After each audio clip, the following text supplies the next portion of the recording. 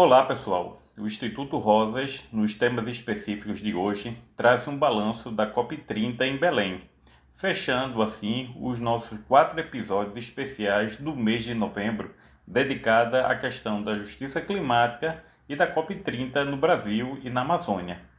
Pois bem, tivemos aí uma grande expectativa em relação à COP30, justamente ver a partir dos debates entre os países como seria construída a questão do financiamento, a questão da proteção e restauração das florestas e também o controle da emissão dos gases de efeito estufa, os gases GEE, a partir de planos e metas, considerando a abolição do uso dos combustíveis fósseis. Pois bem, a partir dessas expectativas, a COP30, também conhecida como a COP da Amazônia, terminou com o que se chamou de o Pacote de Belém, que incluiu aí 29 documentos aprovados, construindo um consenso entre 195 países participantes, e foi celebrado o seguinte, em termos de negociação e conteúdo desses 29 documentos. O que podemos aí resumir? Primeiro, mobilização das ações climáticas, 190 países mobilizados em torno de 120 planos de ação climática, abrangendo setores como energia, indústria, florestas, agricultura e cidades. 2. Avanço na adaptação. A aprovação dos indicadores de adaptação de Belém, um conjunto de métricas globais para medir o progresso em resiliência climática. No entanto, houve muitas críticas à meta de triplicar o financiamento para adaptação até 2035, quando originalmente a expectativa é que isso chegasse pelo menos até 2030, além da falta de compromissos vinculantes e também da problematização em relação a um indicador em específico. A sociedade civil chamou muito a atenção de um indicador, desse conjunto de indicadores de adaptação climática, um indicador que usa de uma forma muito rasa a questão da retirada forçada, o desalojamento forçado de famílias que sejam percebidas em locais de risco. Então não é aí uma questão de questionar o indicador por inteiro.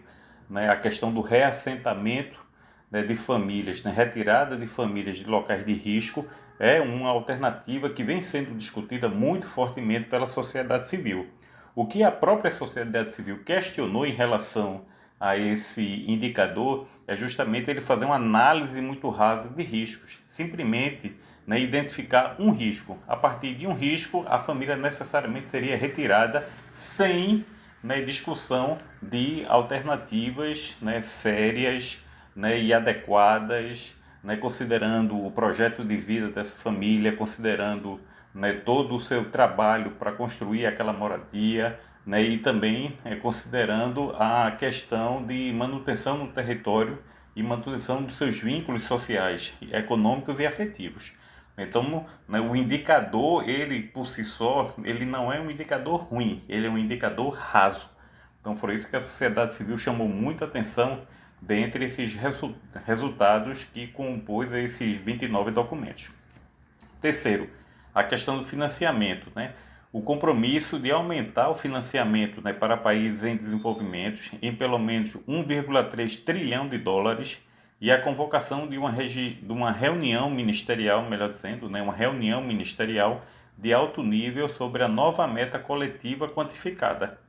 De qualquer jeito, já chamando a atenção, primeiro é a questão do prazo, você jogar de 2030 para 2035 e também a questão do valor que vai ser aportado pelos países desenvolvidos para que países em desenvolvimento possam financiar uma adaptação e uma construção de resiliência, um acesso a uma transição justa e a justiça climática. 4. Temas sociais. Muitos dos documentos fizeram menção inédita a populações afrodescendentes e o plano de ação de gênero teve avanços significativos.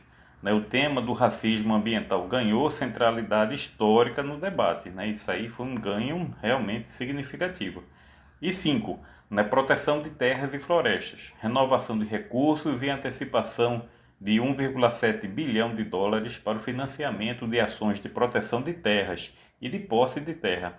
O Brasil, como parte do seu compromisso, né, anunciou a demarcação, né, de terras indígenas durante a conferência. Agora, não foi um anúncio espontâneo, né, precisou, né, de uma atuação muito forte dos povos indígenas, que a gente vai ver aí mais para frente. No geral, questão das oportunidades que foram aproveitadas, né, oportunidades e ganhos que o Brasil teve. Primeiro, reforçou seu protagonismo climático, né, lembrando que o Brasil, né, ele despontou lá na Eco 92, que é o ponto de partida de toda a discussão internacional em se tratando da questão ambiental. Então, né, a partir desse protagonismo, a COP em Belém consolidou um papel do Brasil na liderança global contra as mudanças climáticas, né, ou, né, uma ação em relação às mudanças climáticas, destacando a sua matriz energética, que possui mais de 90% de eletricidade vinda de fontes renováveis. 2. O foco na Amazônia, né? O evento destacou, né, bastante, chamou a atenção global para a Amazônia, abrindo portas para investimentos internacionais em conservação e em modelos econômicos sustentáveis. E uma terceira oportunidade que a gente pode destacar e chamar a atenção é a questão da infraestrutura e economia local. O governo federal investiu cerca de 4,7 bilhões de reais em Belém, né, para a preparação do evento, para a preparação da COP, investiu em portos, infraestrutura, saneamento, turismo e hotelaria. Ainda que, né, um dos pontos que mais tenha sido questionado é justamente a questão da logística interna, né, dentro de Belém, né, a mobilidade, e também a questão do acesso à hotelaria, né, a partir de preços, né, enormes que foram cobrados. E aí você, né, de uma forma geral, conseguiu trazer impactos positivos para a região. E aí aparecem as críticas, né? Bem, destacamos esses 3 pontos aí com as oportunidades. E as críticas, né? O que é que ficou aí enquanto uma expectativa frustrada? Primeiro, a questão dos combustíveis fósseis.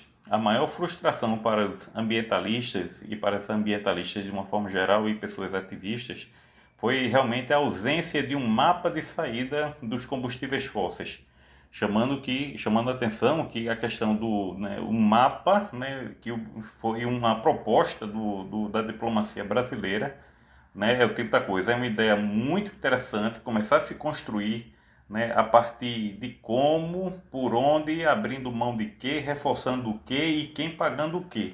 Então, de certa forma, né, o mapa do caminho, né, para, vamos dizer, a libertação do planeta dos combustíveis fósseis passa por aí. Então, é uma novidade, foi algo inédito, né? Seria muito interessante se tivesse realmente se construído algo concretamente para começar a aportar um conteúdo objetivo para o, né, pro tal mapa, a proposta.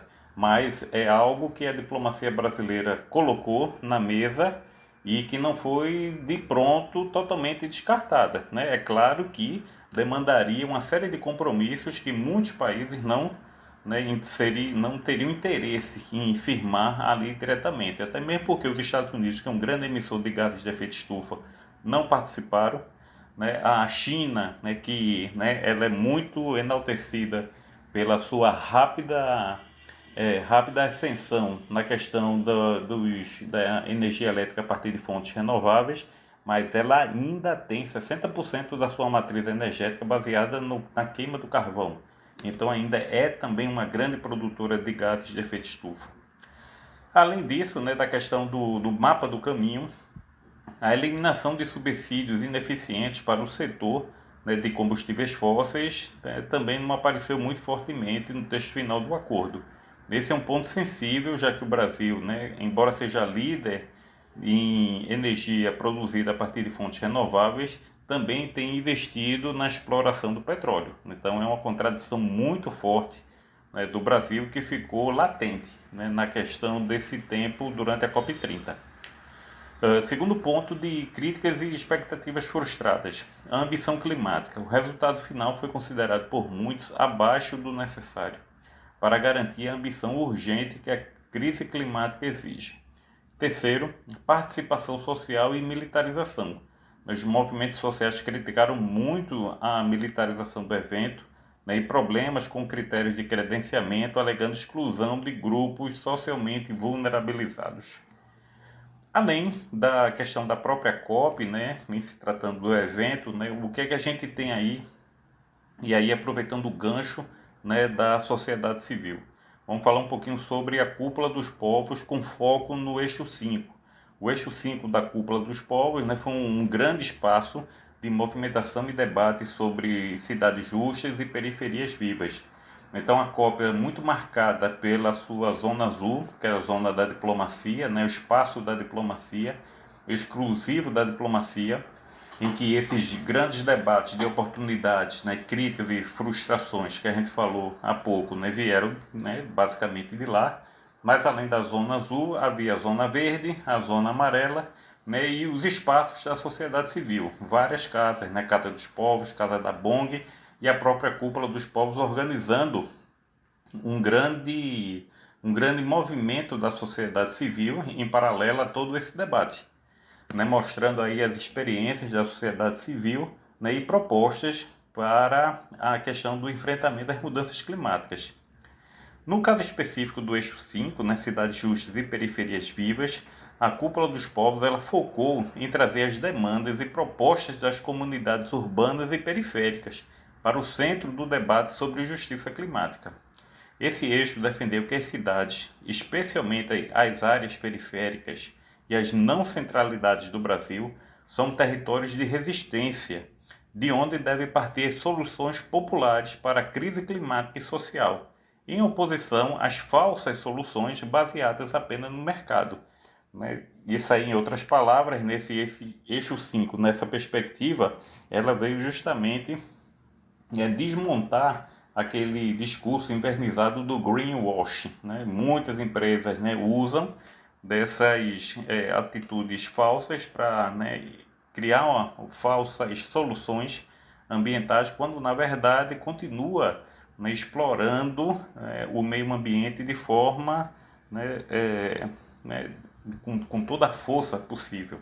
Então a sociedade civil, a partir da Cúpula dos Povos, do eixo 5, né, chamou muito a atenção para isso, né? Os territórios das periferias, que são aqueles mais esquecidos e invisibilizados, são os que têm condições de produzir soluções populares, né, produzem uma resistência social a todo esse, né, a todo esse impacto de mudança, e também são os territórios que mais sofrem com os eventos extremos. Então não pode estar de fora do debate de jeito nenhum. E os debates, né, que ocorreram no eixo 5, né, eles se concentraram na necessidade de transformar a lógica do desenvolvimento urbano, garantindo direitos básicos e infraestrutura para as populações mais vulnerabilizadas, que são as mais atingidas pelos impactos da crise climática, né, seja por enchente, ondas de calor e de falta de água. Isso aí a gente pode, né, destacar. Primeiro, a questão da moradia digna e segurança climática. O que é que o eixo 5 propôs nesse ponto? Requalificar e adequar habitações nas periferias para as novas condições climáticas, garantindo que as políticas habitacionais priorizem as necessidades reais das comunidades. Combater a prática de grandes remoções de comunidades vulnerabilizadas que historicamente intensificam as desigualdades e a insegurança. E defender, né, essas comunidades contra os conflitos fundiários urbanos. Além da questão da moradia digna e segurança climática, né, apareceu também a infraestrutura e serviços essenciais, destacando aí garantir o acesso universal e democrático a serviços básicos como saneamento, abastecimento de água potável e energia de qualidade como um direito fundamental. Valorizar e apoiar a implantação de soluções baseadas na natureza, nas periferias, por exemplo, o manejo sustentável de águas pluviais e o plantio em áreas urbanas, como foi incentivado nas comunidades de Belém e outras cidades. E por fim, a questão do enfrentamento do racismo ambiental e das desigualdades. Aí levando em conta, né, reconhecer e combater o racismo ambiental, que concentra os piores impactos climáticos e a poluição nas populações negras, indígenas e periféricas, promover a participação real e o poder de decisão dos povos e comunidades tradicionais e das populações periféricas na construção das políticas urbanas e climáticas, valorizar e incentivar a economia popular solidária e iniciativas locais de sustentabilidade, como gerenciamento de resíduos com compostagem e parcerias com cooperativas. Promover a transição justa, esse aí é muito importante, e que ela não se limite apenas à energia, mas que inclua a transformação estrutural das cidades para modelos mais justos e sustentáveis. Enfim, e em essência, o eixo 5 resumiu, a luta por justiça climática no contexto urbano, afirmando que a solução para a crise passa necessariamente pela melhoria das condições de vida nas periferias e pela garantia de direitos para os habitantes das cidades. Em resumo, a COP em um país democrático tende a ver sociedade civil e populações tradicionais nas mesas de debate. Já falamos que a COP é um espaço diplomático por excelência, mas o povo indígena Munduruku ocupou a Zona Azul, ocupou sem violência, mas ocupou, e mostrou que não há justiça climática sem a participação direta dos povos indígenas e dos povos tradicionais. A sociedade civil organizada precisa montar uma agenda de incidência mais forte. Isso significa ser menos pulverizada e mais estratégica. Com mais de 200 atividades por hora nos diversos espaços da sociedade civil, foi impossível perceber uma aposta de ação ou uma estratégia específica da sociedade civil organizada. A gente chama atenção também para o relatório do IPCC, que sairá em 2027, considerando aí cidades e mudanças climáticas. E por fim, a COP30 foi um ponto de inflexão, que consolidou Belém como um centro de debate climático, sem dúvida nenhuma. Destacou o multilateralismo, promoveu avanços sociais e métricas de adaptação, injetou investimentos na infraestrutura na Amazônia, mas deixou a desejar em relação à ambição de transição energética e quanto à eliminação dos combustíveis fósseis no acordo final.